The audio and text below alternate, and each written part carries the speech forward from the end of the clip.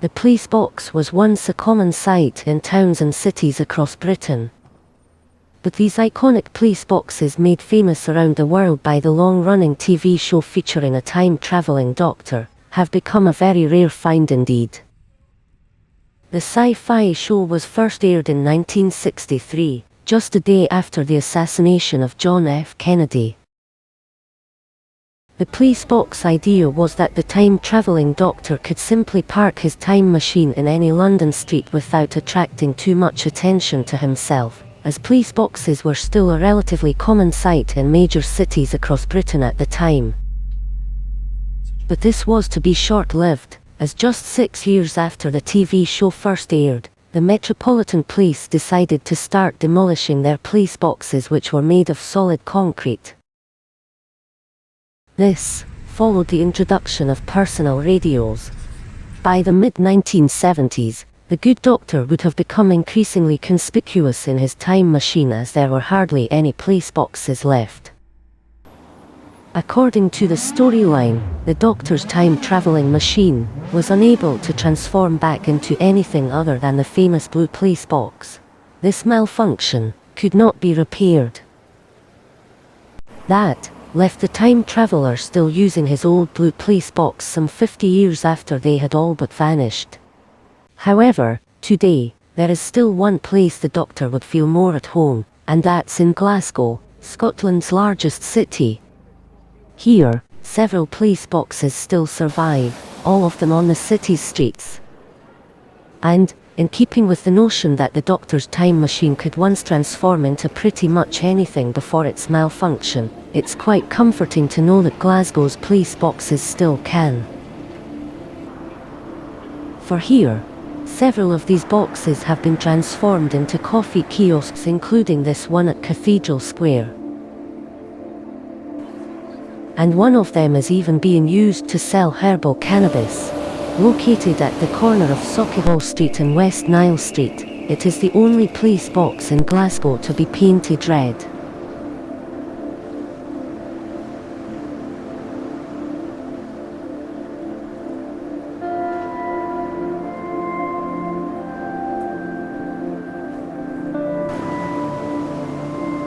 There can be little doubt that this unusual red police box is also the only one of its kind anywhere in the world.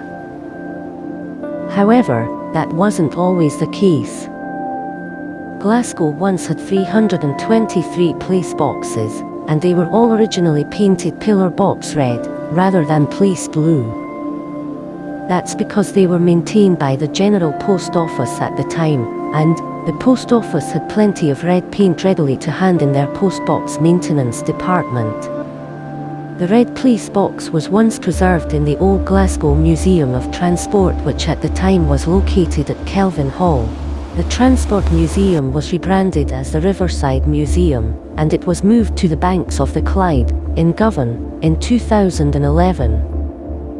It was returned to its owners, the Civil Defence and Emergency Service Preservation Trust, after Glasgow City Council decided that it did not fit in with the new Transport Museum's collection of cars, trams, trains, bicycles and of course, ships.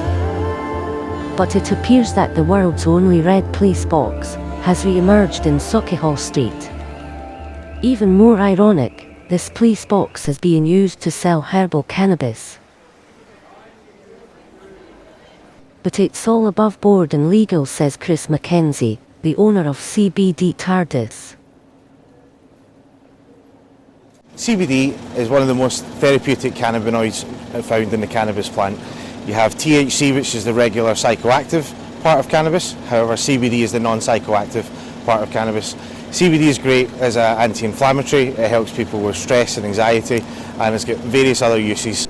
So what was it that started Chris on his journey to selling CBD cannabis from an old police box? My medical cannabis journey actually started when I was 18 years old, and I witnessed that my mother she takes some seizures, and she was able to use medical cannabis to actually help mitigate the seizures, and it vastly improved her health along with a lot of other health conditions. So from a young age I started looking into it, and a lot of people told me that cannabis is going to drive you crazy, you'll get schizophrenia, it's a gateway drug, you'll end up on harder drugs. However, I found that not to be the case. The more that I researched into cannabis, the more that I realised, well, wait a minute, not only is cannabis not that bad for you in terms of harm, it's actually got tremendous health benefits, and alongside that is all the benefits of hemp and the industrial uses and applications of hemp therein. So the more I looked into it, the more I realised that it was actually a big conspiracy. The reason why we were misled in the first place about this, there hadn't been enough research on it, and I think as decades now went by, more and more research has now been done, more and more countries are now legalising cannabis and waking up to the positive medical benefits of cannabis. The doctor's time machine may be famous for being huge inside, but what are the challenges of working in a real police box? Working in a TARDIS does have its challenges. One main thing has been the space. So we've got exactly 1.8 square metres of space around about us, and it's approximately 2 to 2.5 metres tall. So every inch of the space is crammed with all bits and bobs of what we use in the business. We try to keep it as tidy as possible, but often you lose things like your phone, and it's it's within half a metre of you, you still can't find it. But yeah, organisation is key to keep a small place running like that. But thankfully our products are small, and the information we give doesn't take up much room either. None of Glasgow's 6 remaining police boxes are used by the police anymore. They stand as a piece of history thanks to the intervention, back in the 1980s, of the Civil Defence and Emergency Service Preservation Trust. Glasgow was the first city in Britain to introduce police boxes in 1891. So it's perhaps fitting that Glasgow is the only place in Britain to still have several police boxes surviving on its streets. Many people think that the decision to paint Glasgow's police boxes blue instead of red in the 1960s was because of the popularity of the famous TV show. But that's not the case, says Alistair Dinsmore of the Glasgow Police Museum. The colour has always been red.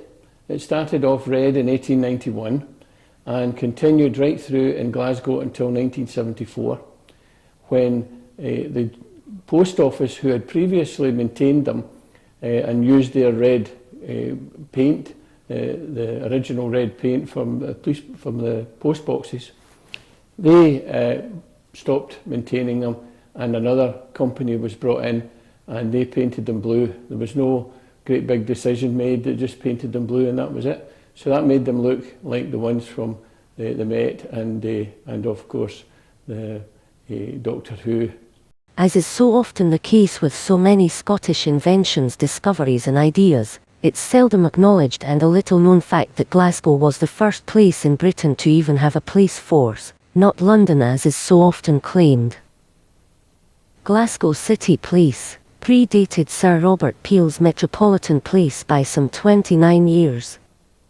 The museum tells the history of the City of Glasgow Police, which was formed under the Glasgow Police Act of 1800, and it was Britain's first police force. In 1931, Glasgow was also first to introduce the well-known checkered bands used in police caps.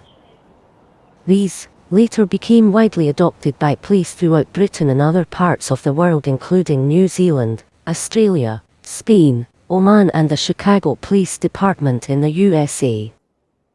This was done to distinguish constables from bus drivers and city officials who also wore identical peaked caps. One of the forces across the seas who adopted the checkered cap band was Chicago Police, and the superintendent chief of the Chicago Police had put it onto the police caps as he had seen it in Scotland during the war when he was in the military, and thought it was a great idea, and he put it on the police caps in 1963. One of the things was, though, that the policemen didn't like it at first because the checkered taxis were on the go at that time and people said they looked like taxi drivers. But it all settled down and it's now they're proud to wear the checkered cap band over in Chicago. With all these Scottish firsts, it is perhaps not surprising that Glasgow was the first to introduce the police call box in 1891. This is quite fitting given that the telephone was also invented by a Scot, Alexander Graham Bell.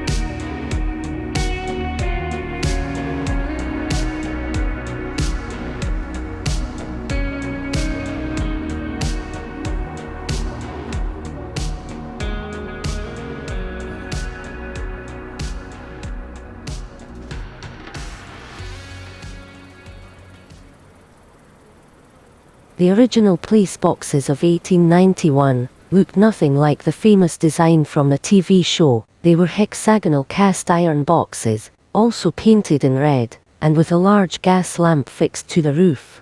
The Glasgow police box of 1891 was Britain's first police box, and it was invented by a fire engineer called Charles Egger, who had invented the city fire alarm system, and he was given the task. It was a cast iron box from McFarlane's Iron Company, and it had a telephone and a gas light. And when the telephone rang, a cord was released with a counterbalance that pushed a red filter over the gas light to turn the light red, so that the policeman could see that his phone was ringing if he couldn't hear it. It was very much a revolutionary idea, and it helped to fill the gaps where beat officers were too far away from the police office, and there was no public telephones in these days, so they were able to communicate well with the police office. They did find out later that the metal box they got from the ironworks, without the lamp on the top, of course, was in fact an export model to Paris as a street toilet. So it must have confused a lot of French tourists to the city. The existing police boxes were introduced into Glasgow in the 1930s. They were designed by Gilbert Mackenzie Trench, a metropolitan police architect. Trench himself was born in East Dulwich, London. He was one of 5 children, and the eldest of 2 sons to the Scottish civil engineer, Gilbert Kennedy Campbell Trench, and his wife Clementina.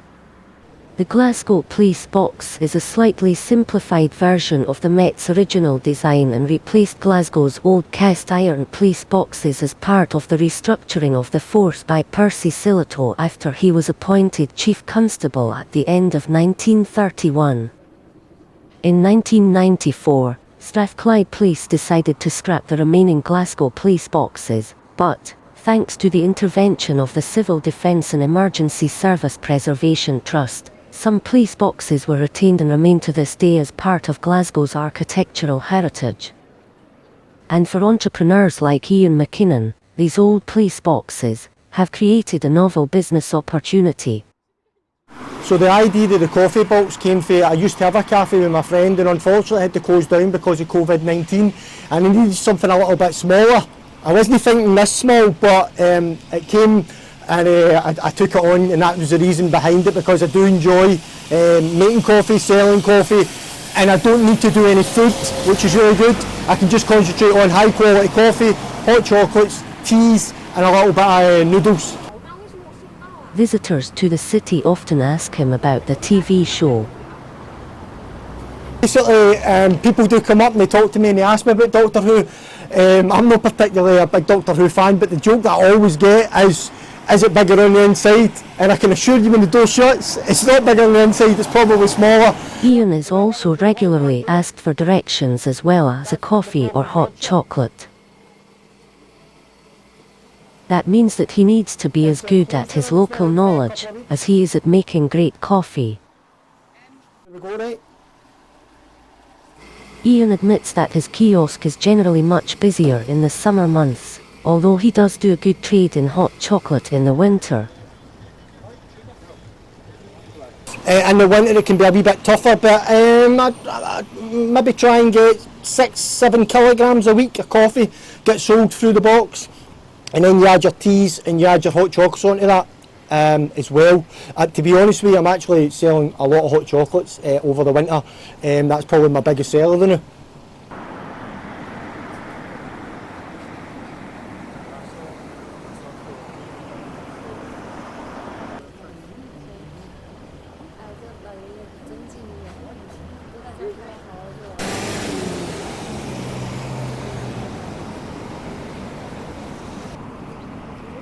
The 6 boxes which remain are on Great Western Road, at the corner of Byres Road, by Glasgow's Botanic Gardens, Buchanan Street at the corner of Royal Bank Place, Wilson Street at the intersection of Glassford Street, on Sauchiehall Street at the junction with West Nile Street, on the London Road, near Glasgow Cross in front of the Barrowland Park, and this one, at the corner of Cathedral Square and Castle Street. But the world's only red police box in Sauchiehall Street is the one that still surprises many fans of the long-running TV show. For those who are old enough to remember when all of Glasgow's police boxes were painted red, this box will also conjure up memories of a Glasgow which still had a significant shipbuilding industry, and when corporation trams still ran through the city's streets. But Glasgow is nothing if not resilient. Today, Glasgow is the largest manufacturer of small satellites in the whole of Europe and is the hub for many data and technology firms. Check out our video on Scotland's space industry, and don't forget to like, share, and subscribe to the Scotland channel. Visit our website, thescotlandchannel.tv for more great Scottish content.